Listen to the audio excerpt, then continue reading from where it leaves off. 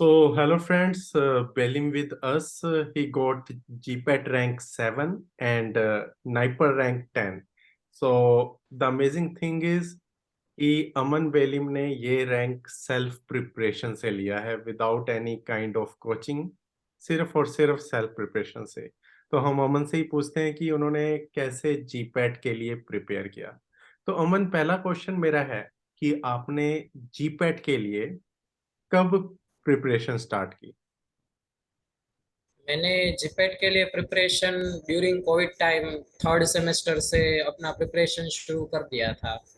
Mostly यही advice है जो भी स्टूडेंट अभी देख रहे हैं या जो भी अपकमिंग एस्पिरेंट्स हैं उनसे भी यही एडवाइस है कि आप अगर थोड़ा जल्दी अगर शुरू कर देते हैं सेकेंड ईयर से मतलब थर्ड सेमेस्टर से तो आई थिंक आपके लिए वो बेनिफिशियल ज़्यादा रहेगा। और आपको एंड में क्योंकि आप थोड़ा जल्दी प्रिपरेशन शुरू कर रहे हो तो आपको एंड में टाइम अच्छा मिलेगा रिवीजन के लिए। तो ये मेरा एडवाइस रहेगा।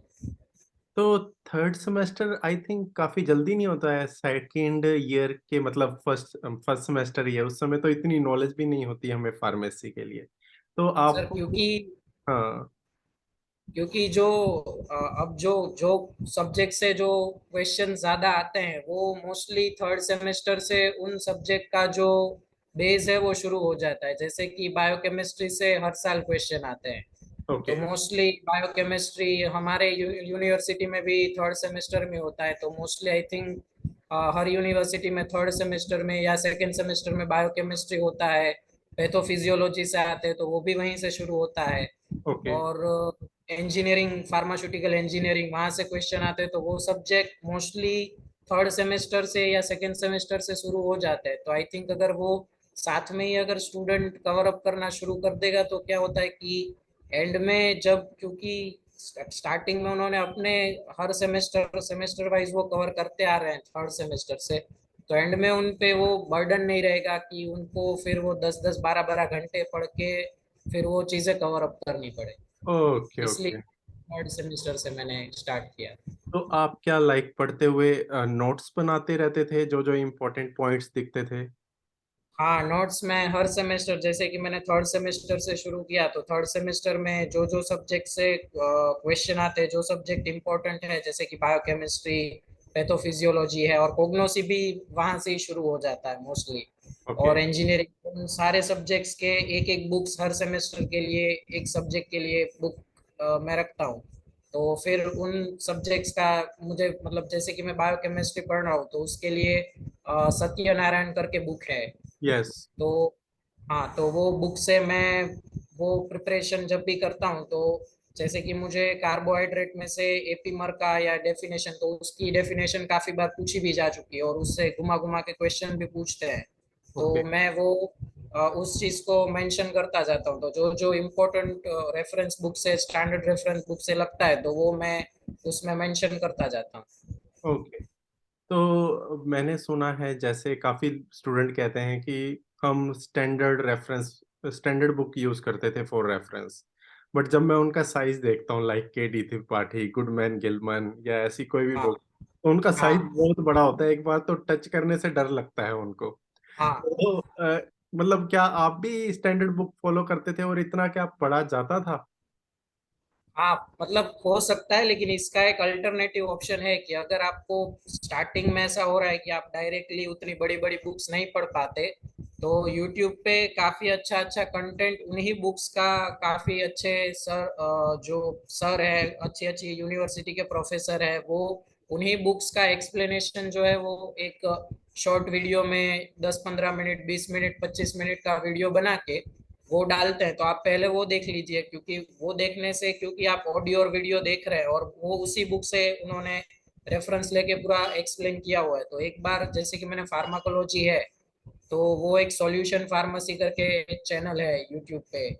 हम्म। तो उन्होंने पूरा फार्माकोलॉजी एक्सप्लेन किया हुआ है। उनके कुछ 300 350 वीडियोस के आसपास है। तो वही। उन्होंने जितना पूरा 3 सेमेस्टर में आई थिंक 4 5 और 6 सेमेस्टर में फार्माकोलॉजी आता है तो हम्म। उन्होंने पूरा का पूरा वो एक्सप्लेन वहां पे किया हुआ है। तो मैं क्या करता था कि डायरेक्टली अगर बुक से आपसे नहीं हो रहा है तो पहले मैं क्या करूंगा कि मैं पहले उन वीडियोस को देखूंगा। जैसे कि मैं समझ लीजिए कि मैं हार्मोनल ड्रग्स पढ़ रहा हूँ, जो अपन जो हम्म, एंड्रोजन या इस्ट्रोजन रिलेटेड ड्रग्स पढ़ रहा हूँ, तो हम्म, मैं पहले उसका वीडियो देखूंगा। फिर वीडियो देख के, जैसे कि उन्होंने जो है वो केडी त्रिपाठी को ही रेफरेंस यूज किया है और रेंगेन डेल को एज अ रेफरेंस उन्होंने अपने वीडियो के लिए यूज किया है, तो ऑब्वियसली कि उनका कंटेंट वहां से ही है। तो मैंने एक बार वो वीडियो देखा, उस चैप्टर को समझा, और फिर जो बुक में केडी त्रिपाठी में दिया हुआ है तो फिर वहां से रीड करने में इजी रहेगा, क्योंकि हमने वो चीज उन्होंने एक्सप्लेन की हुई है, और फिर वो हम बुक से रीड करेंगे तो वो आई थिंक ज्यादा इजी रहेगा। Okay okay. और आप क्या बता सकते हैं कि ऑर्गेनिक केमिस्ट्री के लिए आप कौन सी बुक यूज करते थे, या मेडिसिनल केमिस्ट्री के लिए आप कौन सी बुक यूज करते थे? ऑर्गेनिक केमिस्ट्री के लिए मॉरिसन एंड बॉयड है, और एक बाल एंड बाल करके है, वो ऑर्गेनिक केमिस्ट्री के लिए। और जो आशुतोष कर करके बुक है वो मेडिसिनल केमिस्ट्री के लिए, और एक है मेडिसिनल केमिस्ट्री के लिए विल्सन गिजवर्ल्ड। और ज्यादातर ऐसा मतलब मैंने ऑब्जर्व किया है पेपर्स में कि वो लोग विल्सन गिजवर्ल्ड से काफी सारे क्वेश्चंस और आईयूपीएससी जो नेम होते हैं ड्रग के वो उठाते हैं। इसी बार जो एनोस्ट्रोजोल और आई थिंक क्लोफिब्रेट का आईयूपीएससी नेम पूछा गया था, तो वो मतलब पूरी चीज जो है वो एक्सप्लेन की गई है विल्सन गिजवर्ल्ड करके बुक है मेडिसिनल केमिस्ट्री के लिए उसमें।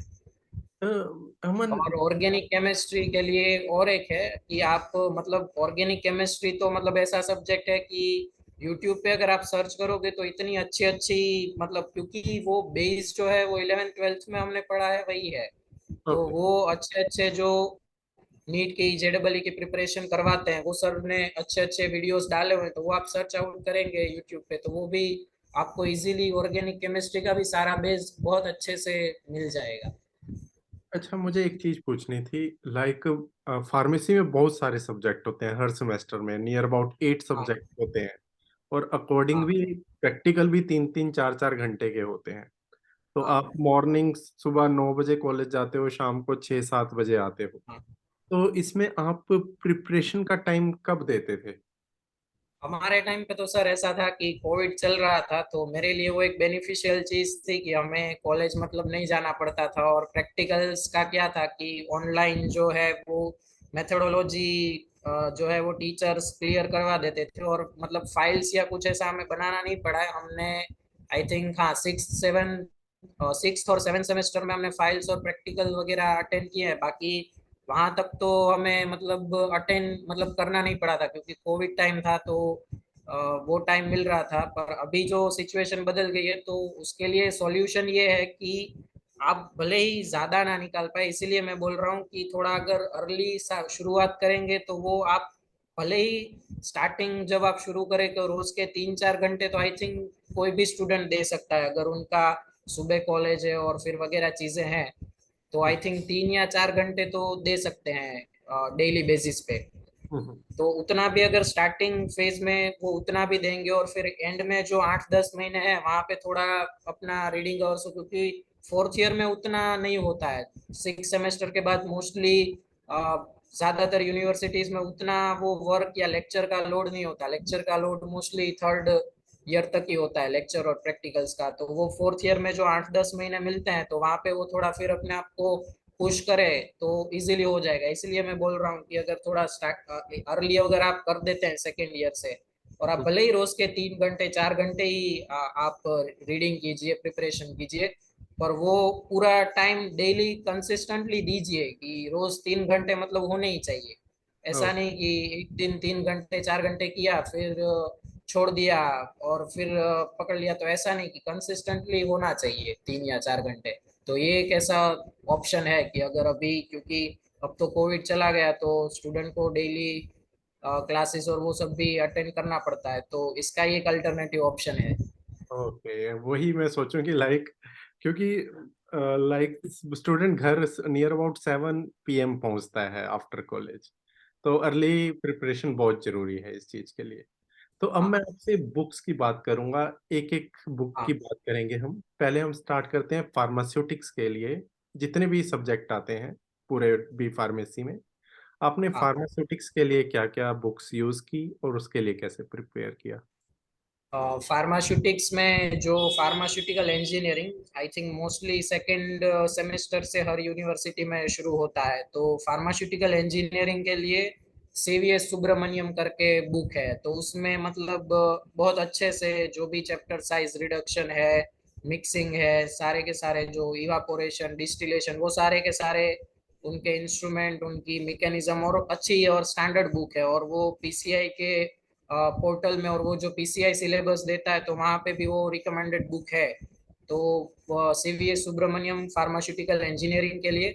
और मतलब वो बुक इसलिए अच्छी कहूँगा क्योंकि ज़्यादातर जो मैं प्रीवियस ईयर क्वेश्चंस को भी बहुत पहले से ऑब्जर्व करता आ रहा हूँ। तो मैंने वही देखा है कि जो स्टैंडर्ड रेफरेंस बुक अभी मैं मेंशन कर रहा हूँ, तो अगर आप ध्यान से क्वेश्चंस को देखेंगे तो वो लोग उसी को एज अ रेफरेंस यूज करके अपने क्वेश्चन बना रहे हैं। तो ये फार्मास्यूटिकल इंजीनियरिंग के लिए सीवीएस सुब्रमण्यम। फिर फिजिकल फार्मास्यूटिक्स के लिए मार्टिन। मतलब मार्टिन के अलावा फिजिकल फार्मास्यूटिक्स में अगर आप कोई भी बुक ना भी देखे तो चलेगा, क्योंकि मतलब जिपेट के इतने सालों के मैंने पेपर ऑब्जर्व किए, मार्टिन एक ऐसा बुक है कि उससे बाहर जाता ही नहीं है फिजिकल ओके। फार्मास्यूटिक्स। मतलब उससे बाहर नहीं जाता है। अगर 2020 का ही मैं एग्जांपल दूं, 2022 का, तो वो तब भी मैंने जीपेट दिया था एक्सपीरियंस के लिए। तो वहां पे पीएच और पीके को लेकर एक सम पूछा गया था। हम्म। तो वो पूरा का पूरा सम विथ जो उसकी जो डिटेल्स होती है वगैरह कि भाई इतना बफर का पीएच है वगैरह, वो सब सेम टू सेम उन्होंने पूरा सम उठा के वहां पे छोड़ दिया था मार्टिन से ही। वो पूरा सम मार्टिन में दिया हुआ है। और ओके। ज्यादातर दूसरे भी जो क्वेश्चन होते हैं वो मार्टिन से होते हैं। तो फिजिकल फार्मास्यूटिक्स के लिए अल्फ्रेड मार्टिन करके ये बुक है। वो हम्म। आप मतलब जा सकते हो। और कोई भी बुक अगर आप ना पढ़े तो आप इजीली 8 या 10 क्वेश्चन होते हो इजीली निकाल लेंगे, अगर आप मार्टिन को पूरा डाइजेस्ट कर लेते हैं। और उसका भी अगर मार्टिन थोड़ा क्या क्या है कि थोड़ा लैंग्वेज वाइज स्टूडेंट को थोड़ा हार्ड पड़ सकता है, तो उसका भी ऑप्शन है कि उसके लिए भी यूट्यूब पे अवेलेबल काफी सारे एक्सप्लेनेशन है। आप सर्च आउट करेंगे आपको अच्छे अच्छे प्रोफेसर्स के मिल जाएंगे। तो पहले आप ऐसा कीजिए कि वो वीडियोस के थ्रू लर्न कर लीजिए और फिर आप मार्टिन मार्टिन के लिए जाएं। और फिर इंडस्ट्रियल फार्मेसी आता है जिसको अभी फार्मास्यूटिकल टेक्नोलॉजी पहले बोला जाता था। तो उसके लिए लेचमैन करके बुक है। हम्म। फिर एक है रेमिंगटन और एंशल। इन 3 बुक्स को देखिएगा क्योंकि इनमें ना मतलब जो टेबलेट वाला चैप्टर है वो लेचमैन में अच्छा दिया हुआ है, टेबलेट और एरोजोल। फिर रेमिंगटन जो है उसमें पेरेंट्रल्स वाला जो चैप्टर है वो अच्छा दिया गया है। और जो हम्म। एनशेल है वहाँ पे एरोजोल वाला जो चैप्टर है वो अच्छा दिया गया है। तो वो आप वहां से पढ़ सकते हो। और बाकी आप लेचमैन को फॉलो करेंगे तो दिक्कत नहीं है, लेकिन क्या है कि पेरेंट्रल्स और ये जो चैप्टर्स हैं वो रेमिंगटन करके बुक है उसमें ज्यादा अच्छे दिए हुए हैं। ओके। और बस। और बायोफार्मास्यूटिक्स वो भी बहुत इंपॉर्टेंट है। मतलब अगर बायोफार्मास्यूटिक्स को आप अगर फार्माकोलॉजी में जो फार्माकोकाइनेटिक वाला पोर्शन आता है हम्म। उसके साथ अगर कनेक्ट करके पढ़ोगे तो बहुत इजी आपके लिए हो जाएगा। उसके लिए ब्रह्मांकर करके बुक है। और अगर किसी स्टूडेंट को थोड़ा और एक्स्ट्रा लेवल पे पढ़ना है तो लियोन शार्गिल करके ये दोनों बुक्स है। और ब्रह्मांकर से मोस्टली आराम से हो जाता है। 2022 में ही एक क्वेश्चन था कि मतलब जो ओरल पोलियो वैक्सीन है वो किस एब्जॉर्प्शन मैकेनिज्म से एब्जॉर्ब होता है। तो वो हम्म। चीज दी हुई है ब्रह्मांकर में कि पिनोसाइटोसिस करके मैकेनिज्म है तो उससे होता है। तो वो अ, आप जा सकते हैं बायो फार्मास्यूटिक्स के लिए ब्रह्मांकर और लियोन शार्गिल के लिए। पर ब्रह्मांकर आप ज्यादातर प्रेफर कीजिए अगर आपके पास एक्स्ट्रा टाइम और आपको अगर और थोड़ा चाहिए देखना है और डेप्थ में, तो आप लियोन शार्गिल के साथ भी जा सकते हैं। Okay, nice. और बस ये शूटिंग्स के सब्जेक्ट आ गए सारे। इसमें कवर हो जाते हैं। बायोकेमिस्ट्री के लिए आप बता चुके हैं, वो बुक का नाम सत्यनारायण। हाँ, सत्यनारायण। यू फार्मा सत्यनारायण करके आप सर्च करेंगे इजीली मिल जाएगा। यस, एंड फार्माकोलॉजी के लिए आप बता चुके हैं केडी त्रिपाठी एंड एडी रैंगेंडे। त्रिपाठी, रैंगेंडल। अब हम ऑर्गेनिक केमिस्ट्री के लिए आपने बताया है मॉरिसन बॉयड्स, एंड हाँ, इसके अलावा कोई बुक बताई है आपने? बाल एंड बाल करके है। बाल एंड बाहल, BAHL, हाँ, बाहल एंड बाहल। ओके हाँ, ओके। अरुण बाल एंड दूसरा नाम याद नहीं है ऑथर का, लेकिन अरुण बाल, और आप लिखेंगे तो मिल जाएगा इजीली गूगल पे हाँ भी ये और कहीं भी। ये सबको पता है, यही बुक चलती है अरुण बहल की। और फिजिकल केमिस्ट्री भी इसी में से कई बार आ जाती है। हाँ, और इनऑर्गेनिक केमिस्ट्री के लिए? इनऑर्गेनिक के लिए चटवाल जो है वो एनालिसिस के लिए भी है, और इनऑर्गेनिक केमिस्ट्री दोनों आपको चटवाल करके बुक है उससे मिल जाएगा। यस, मुझे याद है, GR चटवाल करके है शायद इसका पूरा हाँ जी जी जी। याद। हाँ ये पिछले 2003 से यही बुक चल रही है, बहल एंड हाँ, बहल। मतलब उसका अच्छा है काफी, और अब तो नए एडिशन आ गए तो उसमें जो एनालिसिस वाला पोर्शन है वो बहुत अच्छा दिया हुआ है। और इनऑर्गेनिक से इतने क्वेश्चन आते तो नहीं है, लेकिन जो भी दो तीन आते हैं तो वो इजीली कवर हो जाते हैं, और उतने हार्ड क्वेश्चन इनऑर्गेनिक से नहीं आते जो फर्स्ट सेमेस्टर में क्लोराइड की और वगैरह जो भी एलिमेंट्स है उनका जो लिमिट टेस्ट होता है, ज्यादातर वहां से ही क्वेश्चन आते हैं। ओके। एंड अब बात करते हैं फार्माकोग्नोसी की। तो इसमें फार्माकोग्नोसी के लिए कोकाटे और ट्रेसन एवांस है। कोकाटे इनफ है, पर जो मेटाबॉलिक पाथवे जो सिकिमिक एसिड और मेवालोनेट और एसीटेट मेवालोनेट, ये जो पाथवेज है मेटाबॉलिक पाथवेज के लिए, उसका एक्सप्लेनेशन अच्छा खासा दिया हुआ है ट्रेसन एवांस में। और कोकाटे में जो सारी ड्रग्स है अल्केलॉइड ग्लाइकोसाइड, तो उनका पूरा डिटेल एक्सप्लेनेशन और टेस्ट। और कोग्नोसी के लिए ये कहूंगा, मतलब मेरे लिए तो कोग्नोसी थोड़ा बोरिंग सब्जेक्ट था तो मैंने उतना नहीं पढ़ा था, पर ज्यादातर स्टूडेंट अगर किसी को बोरिंग लग रहा है तो वो पूरा डिटेल्ड मत जाना ड्रग्स के लिए, क्योंकि 10 क्वेश्चन आते हैं कोग्नोसी से। और उसमें से मान कर चलिए कि 5 to 6 जो है वो बेसिक चीजों पे होते हैं, कि कोई अल्केलॉइड ड्रग है तो उसकी टेस्ट कैसे करनी है, या कोई जो बेसिक थर्ड सेमेस्टर में जो पेलिशेड रेशियो, स्टोमेटल इंडेक्स वगैरह, और फिर वो लाइकोपोडियम स्कोर, उससे ही 5 to 6 क्वेश्चन तो उससे ही निकल दे। बाकी जो दो तीन क्वेश्चन होते हैं उसमें या तो किसी ड्रग का माइक्रोस्कोपी और या तो उस ड्रग के बारे में पूछ रहे, तो उतना मतलब अगर डेप्थ में कोग्नोसी में नहीं जाएंगे तो चलेगा। पर हाँ, फार्माकोलॉजी शूटिक्स में तो आपको पूरा डेप्थ में पढ़ ही लेना है। कोग्नोसी के लिए चलेगा, आप जो बेसिक्स है उसको क्लियर करके रखिए, सारी जो भी ड्रग्स के लिए अल्कालॉइड ग्लाइकोसाइड के लिए जो भी टेस्ट आती है, केमिकल टेस्ट, वो सब करिए। और बेसिक जो तो आई थिंक थर्ड सेमेस्टर में कोग्नोसी का बेसिक सारा आता है वो क्लियर रखिए। तो और यहाँ कोकाटा एवांस is good book. I think मैंने 2007 में कंप्लीट की थी अपनी बी फार्मेसी। तो जो उस समय मैं बुक्स पढ़ रहा था ना, आपने सभी उन्हीं बुक्स के नाम लिए हैं, आज भी वही बुक चल रही हैं, क्लासिकल बुक्स।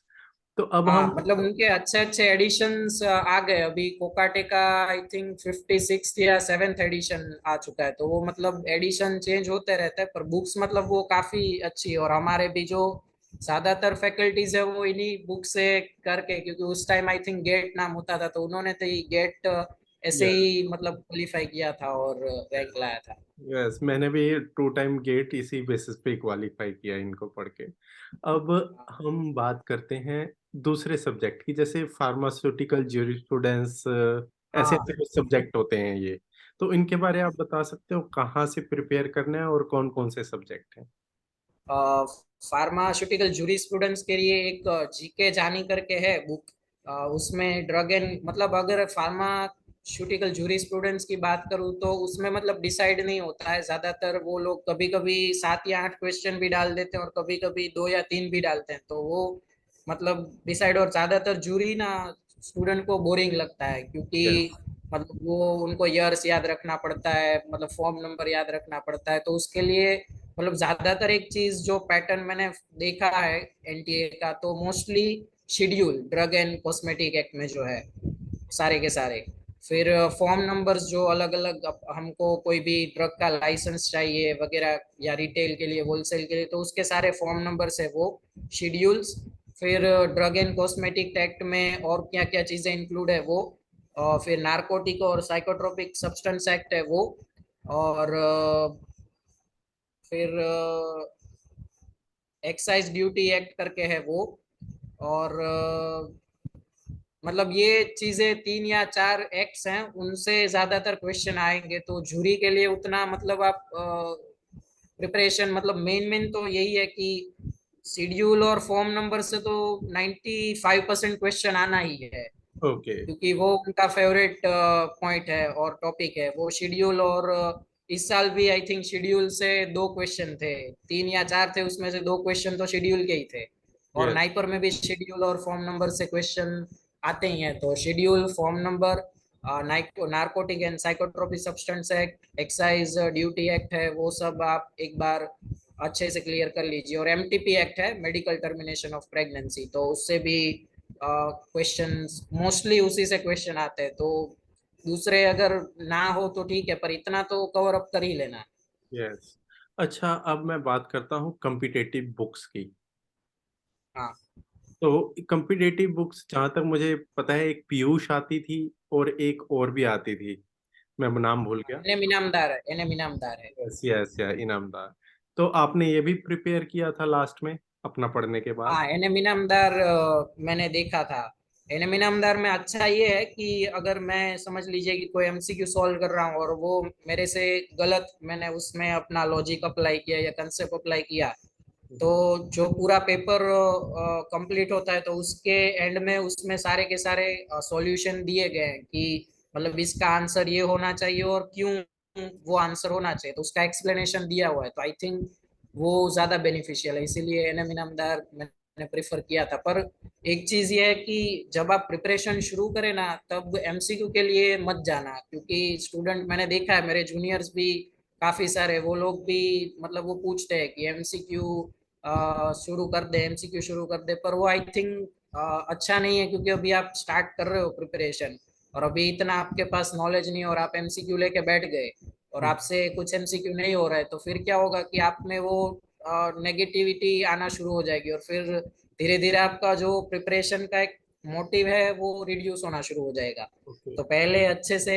ये कीजिए कि पहले अच्छे से पूरा सिलेबस को कवर कीजिए, बेसिक जो भी चीजें उनको क्लियर कीजिए, फिर एंड में जो 2 महीने 1.5 महीने में भी अगर आप एमसीक्यू सॉल्व करेंगे तो बहुत इनफ है, मतलब मोर देन इनफ है। अगर आप लास्ट के 1.5-2 महीने में भी एमसीक्यू के लिए प्रिपेयर करते हैं तो वो इनफ है। Okay okay nice. तो अब स्टार्टिंग में एमसीक्यू के लिए जाना आई थिंक वो थोड़ा अच्छा नहीं रहेगा, क्योंकि वो आपका मोटिवेशन डाउन कर देगा, क्योंकि आपने इतना पढ़ा नहीं होता और आप सिर्फ एमसीक्यू सॉल्व करके जीपैट में क्वालिफाई शायद आप हो जाएंगे, लेकिन रैंक नहीं लाया जा सकता, क्योंकि उसके लिए पूरा आपको मतलब बेसिक से समझना पड़ेगा हर एक चीज को। नाइस। तो ये तो बिल्कुल आपने सही कहा, सही बात बताई है। तो अब हम बात करते हैं जीपैट के एग्जाम के पैटर्न की इस साल। तो कितने क्वेश्चन आए थे, कितना टाइम मिला था और आपने उसको कैसे सॉल्व किया था, क्या स्ट्रेटेजी यूज की थी सॉल्व करने की? स्ट्रेटेजी, क्योंकि मैं पहले से ही टॉप 10 का एम करके चल रहा था, तो प्रीवियसली जो भी रैंकर्स होते हैं उनका मतलब वो एक पैटर्न था कि ज्यादातर 300 से 350 के बीच में टॉप 10 रैंकर्स का मार्क होता है आउट ऑफ 500। तो यस। मैं पहले तो उस चीज को एक टारगेट लेके चल रहा था कि मतलब मुझे 85 to 95 क्वेश्चन अटेम्प्ट करने हो, और मतलब 10 क्वेश्चन से ज्यादा नेगेटिव नहीं जाना चाहिए मेरा। ये पहली मेरी प्रिपरेशन स्ट्रेटजी थी कि उस हिसाब से मुझे अपने एमसीक्यूज को सोल्व करना है, और उतना रिस्क लेना है कि 10 एमसीक्यू 10 एमसीक्यूज तक मैं रिस्क लूं, क्योंकि उससे ज्यादा फिर वो नेगेटिव ज्यादा जाएगा और अल्टीमेटली वो रैंक में अफेक्ट करता है। तो मैंने वही किया था, 92 क्वेश्चन मैंने अटेम्प्ट किए थे और उसमें से 84 मेरे करेक्ट गए थे, तो वो एकदम परफेक्टली इम्प्लीमेंट हो गया था। और जब आप एमसीक्यू सॉल्व, जब आप एक्चुअल पेपर दे रहे हो, तो उसका एक एडवाइस ये है कि जब आप, जैसे कि आपको फार्माकोलॉजी ज्यादा अगर पसंद है, तो आप उस डिवीजन से भी शुरू कर सकते हो, क्योंकि उसमें 4 जो है वो आपको सेक्शन दिए होते हैं कि फार्माकोलॉजी, श्यूटिक्स, केमिस्ट्री और कोग्नोसी, और एक अदर सब्जेक्ट करके वो एक सेक्शन होता है। तो जो सब्जेक्ट आपको पसंद है उससे शुरुआत कीजिए, और फिर जो नेक्स्ट प्रेफरेंस में आपका सब्जेक्ट है वो आप कर सकते हैं।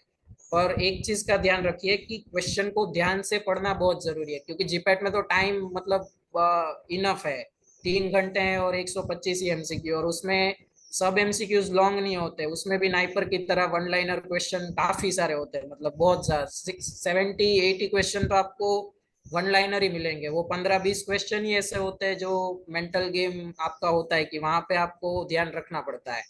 और यही है कि स्टार्टिंग में कभी कभी क्योंकि क्वेश्चन का सीक्वेंस डिसाइड नहीं होता, तो वहां पे स्टार्टिंग फेज में अगर ऐसे क्वेश्चन आपके सामने आए तो उसको देख के घबराना नहीं है। अगर स्टार्टिंग में आप नहीं सोच पा रहे या टाइम लगे ऐसा है तो उसको स्किप करके फिर आगे बढ़ जाइए, क्योंकि इसमें तो टाइम मिलेगा आपको जीपैट में। तो उसको स्किप कर जाइए और जो जो क्वेश्चन जिस जिस सेक्शन में आपको आते हैं वो आप टिक कर लीजिए। और फिर जो लंबे क्वेश्चन है वो मोस्टली 15 या 20 ही ऐसे क्वेश्चन होते हैं हर साल कि जो मतलब आपको थोड़ा दिक्कत देंगे। बाकी आप इजीली 70-80 क्वेश्चन, अगर आपने अच्छे से बुक्स पढ़ी है, अच्छे से प्रिपेयर किया है, तो इजीली आप 70-80 क्वेश्चन तो वो वन लाइनर टाइप होते हैं या थोड़ा सा आप बेसिक अप्लाई करके भी सॉल्व कर सकते हैं। तो उन एमसीक्यूज को पहले कवर अप कर लीजिए, फिर जो लॉन्ग एमसीक्यूज है उसको टाइम दीजिए एंड में, और मतलब फिर इजीली हो जाएगा। तो घबराना बिल्कुल भी नहीं है कि कोई भी क्वेश्चन हार्ड देख लिया तो फिर आप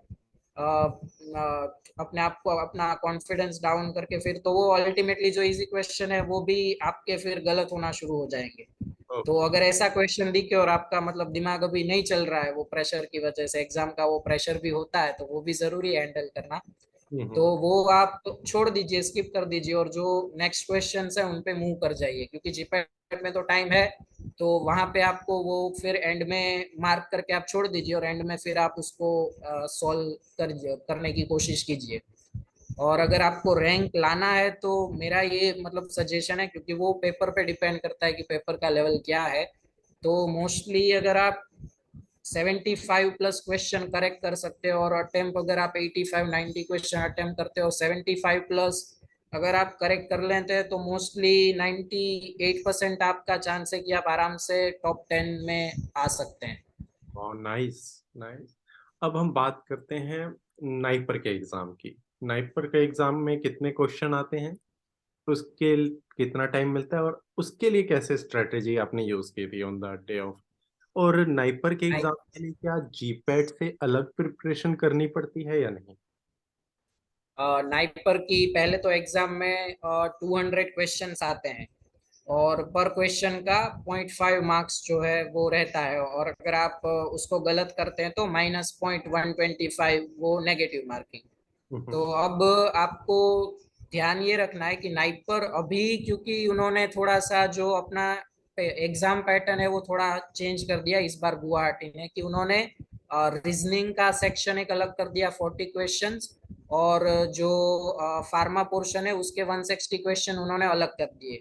जो कि इससे पहले के ईयर में ऐसा कुछ डिसाइड नहीं था कि फार्मा से 160 क्वेश्चन आएंगे और रीजनिंग एप्टीट्यूड जनरल नॉलेज से 40 क्वेश्चन आएंगे। ये इस साल से ये पैटर्न चेंज हुआ है। तो इसके लिए स्ट्रेटेजी मैंने यूज की ये की थी कि कोई 2 ही घंटे होते और 200 क्वेश्चन है, तो नाइपर में टाइम का इम्पोर्टेंस थोड़ा है। तो हम्म। उसको मैंने कैसे डिवाइड किया, क्योंकि फार्मा पोर्शन के लिए आपको कोई एक्स्ट्रा प्रिपरेशन नहीं करनी, जितना भी आपने जीपैट में प्रिपरेशन किया है वो नाइपर के लिए मोर देन इनफ है। तो वो 160 क्वेश्चन मैंने मतलब टाइम को ऐसे डिवाइड कर लिया था कि मुझे एक टाइम मार्क को लेके चलना है कि 40-45 मिनट्स में मैं वो जो 160 क्वेश्चन है उनको सॉल्व कर लूँ।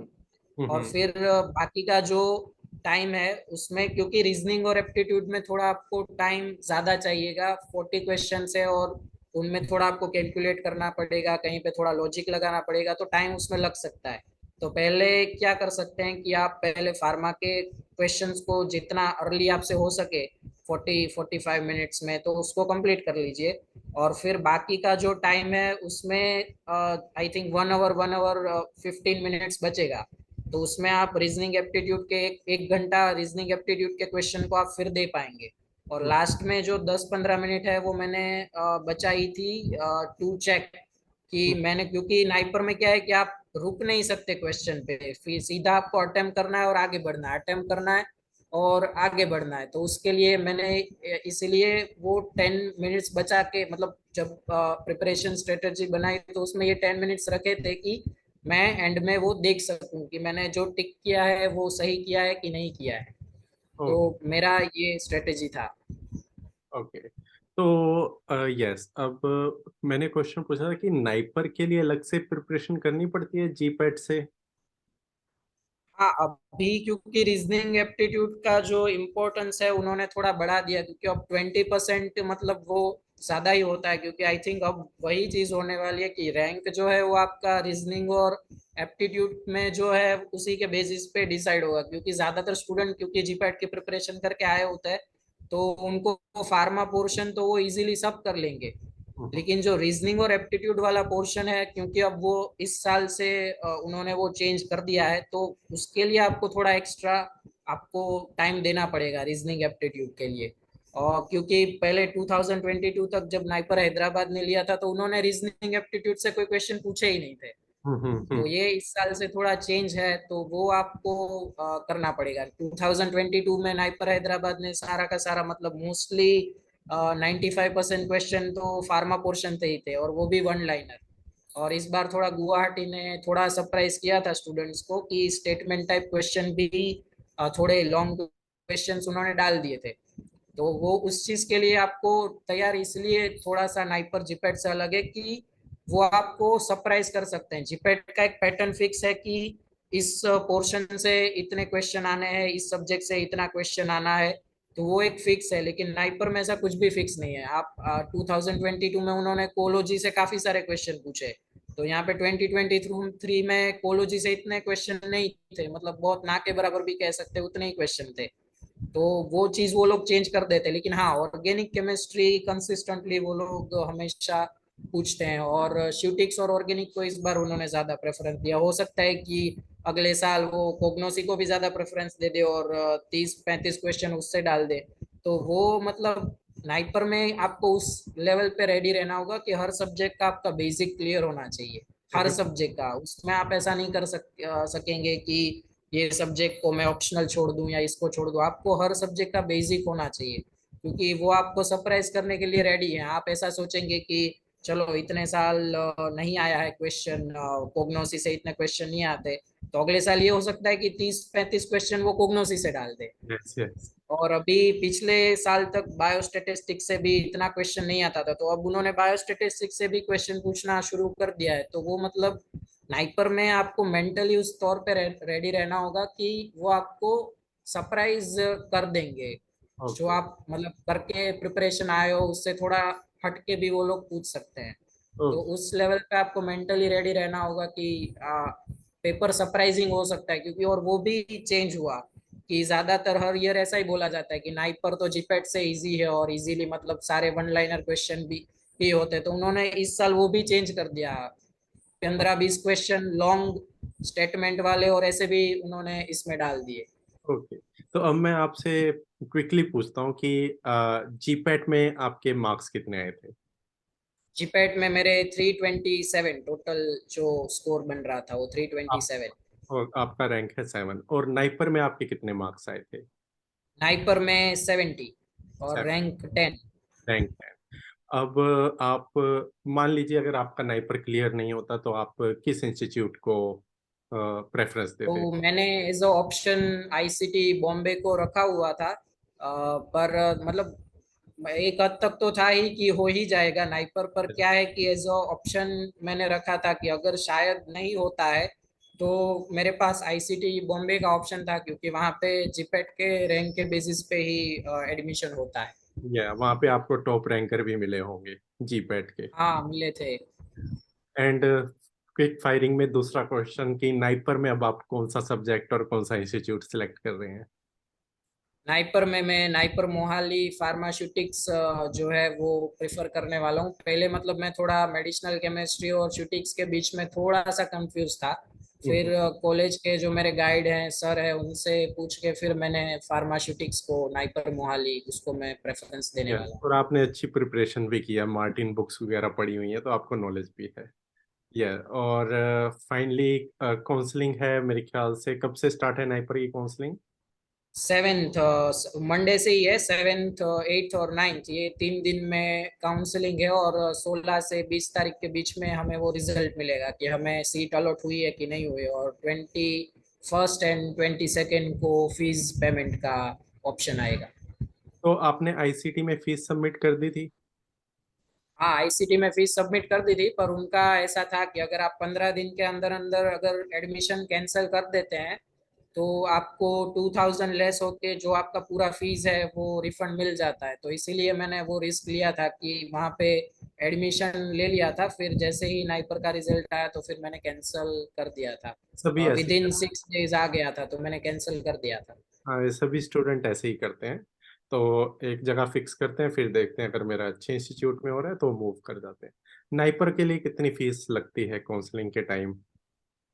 नाइपर के लिए अभी इस साल जो रजिस्ट्रेशन फीस उन्होंने वेब काउंसलिंग में जो उन्होंने नोटिस दिया वेब काउंसलिंग के लिए, उसमें उन्होंने लिखा है कि इस बार से वो जो वेब काउंसलिंग में आई थिंक 500 रुपीज था ओबीसी जनरल और ईडब्ल्यूएस के लिए, तो वो उन्होंने अभी इस बार हटा दिया है और फ्री कर दिया है। तो जस्ट हमें ईमेल या फोन नंबर से लॉगिन करके फिर हमारा चॉइस फिल करके उसको लॉक कर देना है, तो वो हट चुका है। बाकी जो उसकी जो फर्स्ट सेमेस्टर की फीस है वो 1,05,000 है, हमारा जो फर्स्ट सेमेस्टर का। और उसमें 27,000 इसलिए वो ज़्यादा है क्योंकि उसमें 27,000 जो है वो इंक्लूडेड है, जो डिपॉजिट होती है कि वो एंड में जब हम 2 साल खत्म करेंगे तो वो 27,000 हमें वापस मिल जाते हैं। और बाकी जो भी दूसरी फीस है उस वजह से फर्स्ट इंस्टॉलमेंट थोड़ा ज़्यादा होता है। फिर आपका फेलोशिप भी वहाँ पे जाते ही शुरू हो जाएगा तो सेकेंड सेमेस्टर से इजीली फिर वो मैनेज हो जाता है। तो फाइनली लास्ट क्वेश्चन अमन, आपके इंस्टीट्यूट का नाम और क्या आप उनको थैंक्स कहना चाहेंगे? हाँ, मैं अपनी BK Modi government pharmacy college को मतलब दिल से इतना, मतलब जितना मैं शुक्रिया अदा करूँ उतना कम है, क्योंकि स्टार्टिंग से लेके एंड फेज तक हमेशा उन्होंने मेरे जो फैकल्टीज हैं वहाँ के उन सब ने मुझे मतलब इतना सपोर्ट किया। और आप मतलब ज्यादातर लोगों को ये होता है कि गवर्नमेंट कॉलेज में कुछ नहीं होता, लेकिन हमारी बीके मोदी उस चीज में थोड़ा हटके है। और सारे के सारे प्रोफेसर्स ने हमेशा हमें सपोर्ट, मुझे पर्सनली मुझे बहुत किया है, क्योंकि उन्हें लगता था कि मैं कर सकूंगा। जब मैंने थर्ड ईयर में क्वालिफाई किया था जीपैट ऐसे ही एक्सपीरियंस के लिए, तो मैं तब उस फेज में भी अभी तब तक तो मैं वही सोच रहा था कि मैं बस जीपैट क्वालिफाई हो जाऊं और नाइपर क्वालिफाई हो जाऊं और नाइपर में चला जाऊं। पर रैंक वाला जो एक मेरे अंदर पोटेंशियल है वो उन्हें ऐसा लगा था कि मैं रैंक ला सकता हूं। और उन्होंने मुझे क्या पुश किया था कि तुम रैंक के लिए जाओ, कोशिश करो, प्रिपरेशन में थोड़ा और टाइम दो। तो वहाँ पर वो एक चीज़ जो है रैंक के लिए जो है वो उन्होंने ही मुझे इतना सपोर्ट किया। और thank you to every faculty of BK Modi, क्योंकि आई थिंक मेरी जो लाइफ का एक टर्निंग पॉइंट है वो उन्हीं की वजह से आया। और इसीलिए मैं नाइपर और जीपैट में इतना मतलब टॉप रैंक ला सका, क्योंकि उनका वो सपोर्ट था और उन्होंने फर्स्ट टाइम मुझे बोला था कि तुम कर सकते हो उसके लिए और टॉप रैंक ला सकते हो। तो thank you to BK Modi government pharmacy college. Okay, so nice. It was very nice interaction with you, Aman, and hope so someday we will meet in Naipur. So thank you, Aman, for this beautiful, nice information. Thank you. Thank you sir. Okay.